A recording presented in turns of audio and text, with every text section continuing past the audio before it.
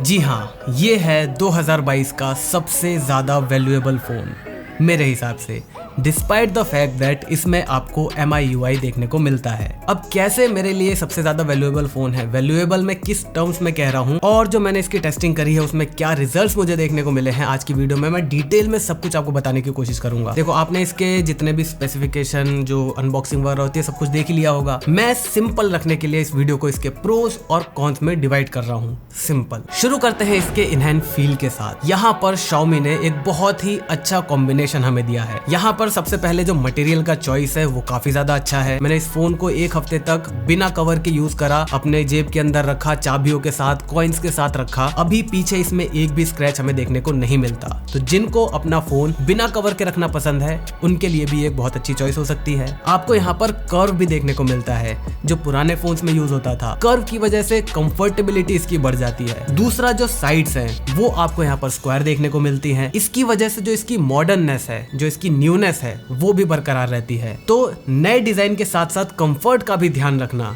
ये एक काफी ज्यादा सही कॉम्बिनेशन बनाया है Xiaomi ने। इसके बाद फोन को ऑन करते ही हमें इसकी गॉर्जियस 90 हर्ट्ज की सुपर एमोलेड डिस्प्ले देखने को मिलती है। जनरली देखा गया है कि 12,000-13,000 के जो फोन्स आते हैं वहां पर जो एमोलेड डिस्प्ले यूज करी जाती है वो इतनी ज्यादा सुपीरियर क्वालिटी की नहीं होती। वहां पर हमें कलर बेंडिंग इश्यूज देखने को मिलते हैं, एक्स्ट्रा सैचुरेशन देखने को मिलता है। यहाँ पर ऐसा नहीं है, यहाँ पर प्रॉपर अच्छी वाली एमोलेड डिस्प्ले यूज करी गई है। जब मैंने इसके स्पेक्स देखे थे ना, तो भाई 13,000-13,500 के अंदर एमोलेड 90 हर्ट्ज का देना, मुझे लग गया था कि इसमें आपको वही बेकार वाली एमोलेड देखने को मिलेगी। लेकिन जब यूज करा, मैंने इसे ऑन करा, खेल यहाँ पर बिल्कुल ही अलग है। और ये बात मैंने पहले भी आपको बता रखी है, Xiaomi ने ये चीज नेल कर ली है। अगर आपको जैसे सैमसंग कोई भी एमोलेड दे रहा है किसी भी प्राइस रेंज में, आपको सोचने की जरूरत नहीं है। सेम वही चीज Xiaomi ने भी अचीव कर ली है। किसी भी प्राइस रेंज के अंदर अब मैं मान चुका हूं कि अगर Xiaomi आपको एमोलेड दे रहा है तो वो डिस्प्ले एक बेहतरीन डिस्प्ले ही होगा। इवन 15,000 के आसपास तक इससे अच्छी डिस्प्ले आपको नहीं मिलेगी। ऐसी ही डिस्प्ले मिल जाएगी, इससे अच्छी नहीं मिलेगी। फोन ऑन होते ही हम इसके UI से इंटरेक्ट करते हैं और उससे पहले हम ढूंढते हैं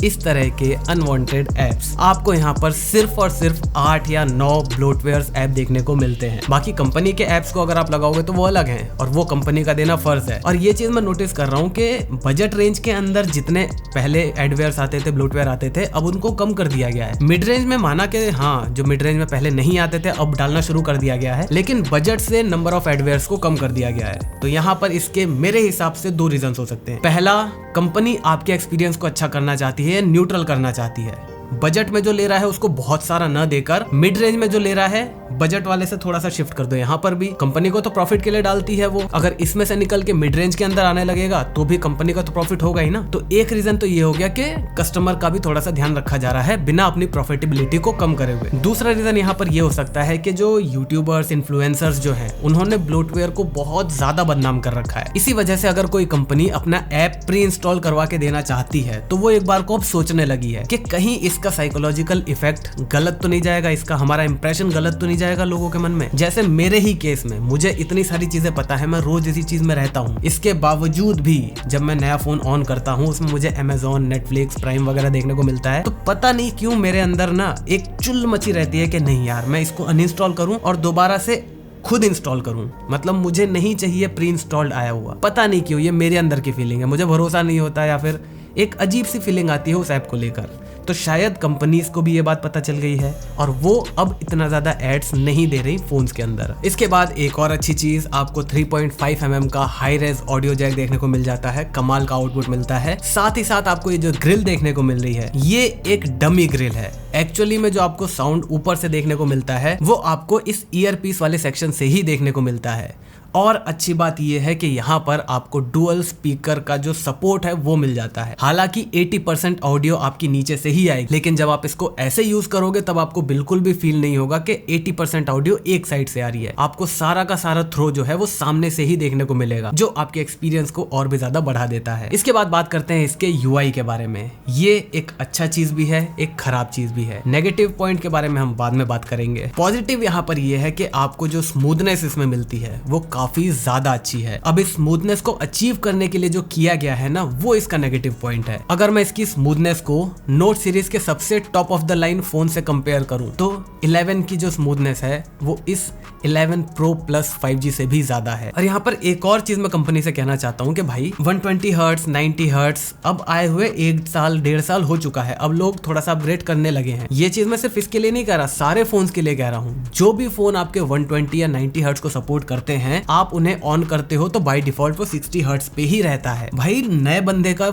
नए फोन को ऑन करके जो स्मूथनेस एक्सपीरियंस करने का जो फील रहता है वो तो आप खत्म ही कर रहे हो। बाय डिफॉल्ट उसको 90 पे करके या 120 पे करके दो ना। अगर उसको पसंद नहीं आता, उसको बैटरी बचानी है तो वो 60 पे कर लेगा अपने आप। लेकिन अब क्योंकि लगभग सारे फोन्स 90 या 120 पे आ रहे हैं तो हमको उसकी आदत भी पड़ चुकी है। जब नया फोन हम ऑन करते हैं वो 60 पे आता है तो इतना ज्यादा जिटर लगता है कि भाई पूरा जो मूड है ना, इतना खुशी वाला मूड, वो खराब सा हो जाता है। तो ये कंपनीज के लिए फीडबैक है कि भाई 90 पे या 120 पे करके दो, बंदा अपने हिसाब से उसको कम कर लेगा अगर उसे जरूरत है तो। और लोगों से मैं ये कहना चाहता हूँ कि अगर आप 120 या 90 हर्ट्ज का फोन ले रहे हो तो भाई उसे 120 या 90 पे यूज तो करो। आप बैटरी बचा के कर ही क्या लोगे? आप किसी चीज का पैसा दे रहे हो फिर उसे यूज भी नहीं कर रहे, ये क्या बात हुई? बाकी कॉलिंग वगैरह में आपको कोई भी दिक्कत देखने को नहीं मिलेगी। कैरियर एग्रीगेशन वगैरह बहुत ही अच्छे से सपोर्ट करता है। इसके बाद नेक्स्ट एडवांटेज इसका है इसके कैमरास।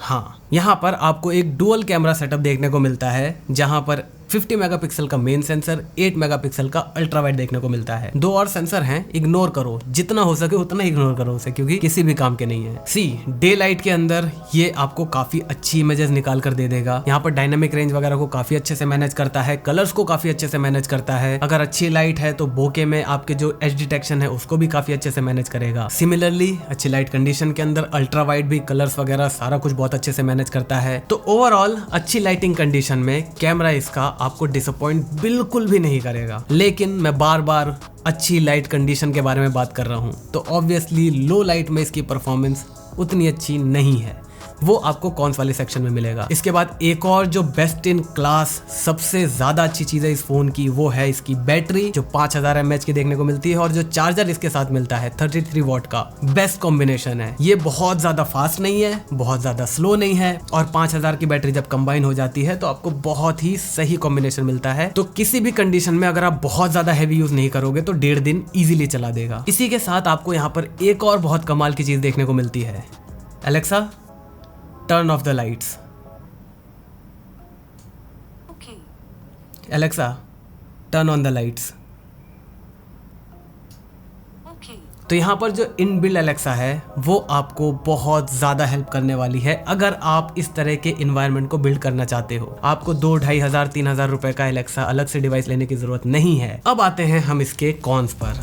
डिजाइन की अगर मैं बात करूं तो यहाँ पर सब कुछ अच्छा है सिवाय एक चीज के। अगर आप इसकी बॉटम चिन देखते हो तो वो आज के जितने भी फोन्स आ रहे हैं उससे काफी ज्यादा मोटी है। क्या इससे एक्सपीरियंस में कुछ फर्क पड़ता है?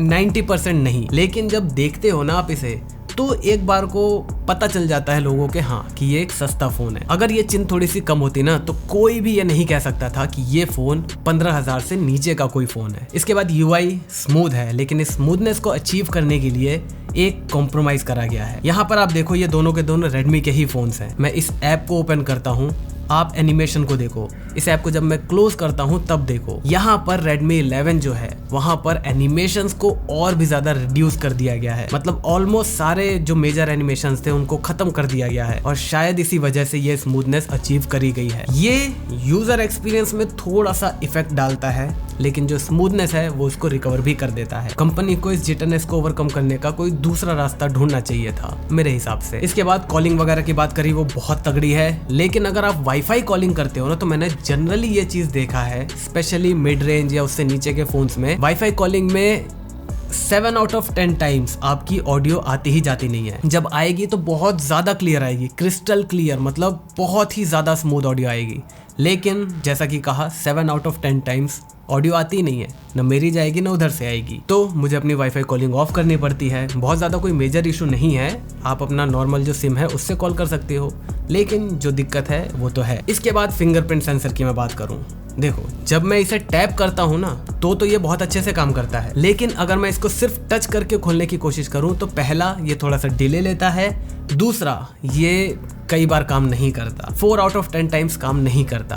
तो ये एक नेगेटिव पॉइंट है। फिंगरप्रिंट मैंने देखा है जनरली दूसरी सारी कंपनीज का या तो इंस्टेंट ही खुलता है और जो रिजेक्शन रेट है वो भी काफी ज्यादा कम रहता है। यहाँ पर रिजेक्शन रेट भी ज्यादा है और जो टाइम डिले है वो भी थोड़ा सा ज्यादा है। हाँ, अगर आप स्क्रीन को टैप करके ऑन कर लेते हो उसके बाद टच करते हो तब इंस्टेंट खुल जाता है, लेकिन अगर आप ऑफ स्क्रीन के अंदर इसे ऑन करना चाहो तब थोड़ी सी दिक्कत होती है। और फिंगरप्रिंट मेरे हिसाब से कंपनीज थोड़ा सा इग्नोर कर देती हैं, लेकिन मेरे लिए सबसे ज्यादा इंपॉर्टेंट चीज है, क्योंकि मैं अपने फोन में जब एंट्री करूंगा तो उसके लिए मुझे फोन को अनलॉक ही करना पड़ेगा। मेरा फिंगरप्रिंट के साथ इंटरेक्शन बहुत ज्यादा इंपॉर्टेंट है। उस चीज को जितना ज्यादा कंपनी अच्छा बनाएगी उतना ज्यादा एक्सपीरियंस अच्छा बनेगा। अगर ये चीज फास्ट रहेगी तो ऑटोमेटिकली मुझे ऐसा फील होगा कि मेरा फोन फास्ट है। ये चीज स्लो है, मेरा फोन पूरा ज्यादा फास्ट है, लेकिन तब भी कहीं ना कहीं मुझे लगेगा कि मेरा फोन थोड़ा सा स्लो है, हैंग करता है। इस वजह से मैं कह रहा हूँ कि भाई फिंगरप्रिंट को फास्ट होना काफी ज्यादा जरूरी है। अब फिंगरप्रिंट को मैंने कॉन्स के सेक्शन में रखा है, तो इसका ये मतलब नहीं है कि फिंगरप्रिंट बिल्कुल ही खराब है, लेकिन इन कंपैरिजन टू जो बाकी के फोन्स हैं और जो ओवरऑल इस फोन ने जो इम्प्रेस करा है उसको अगर हम देखें तो फिंगरप्रिंट उतना अच्छा नहीं है। इसके बाद डेफिनेटली कैमरास की बात आ जाती है।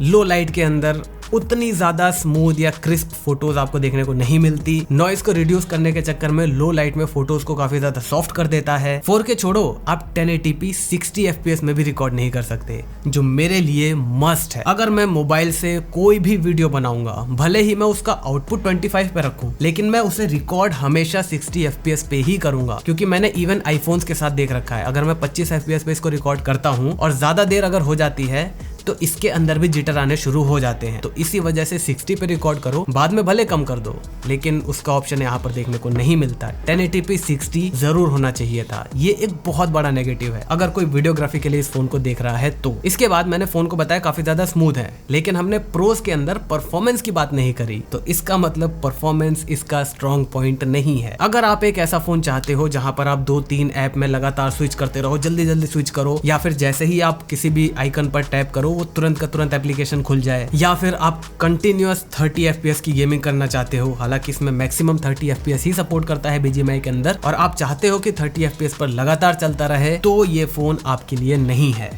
ये बिल्कुल भी एक परफॉर्मेंस ओरिएंटेड फोन नहीं है। चाहे आप रैम मैनेजमेंट की ही बात क्यों ना कर लो, वो भी आपको अच्छा देखने को नहीं मिलता। इसी वजह से मैं आपको रिकमेंड करूंगा कि आप इसके हायर वेरिएंट यानी 6GB के आसपास मत जाना। 4GB 64 is more than enough. अगर आपके अंदर पेशेंस है, आपको डे टू डे लाइफ के लिए फोन चाहिए, एक ओवरऑल बढ़िया फोन चाहिए, तब ही आप इस फोन को कंसिडर कर सकते हो। तो अब बात करते हैं कंक्लूजन की।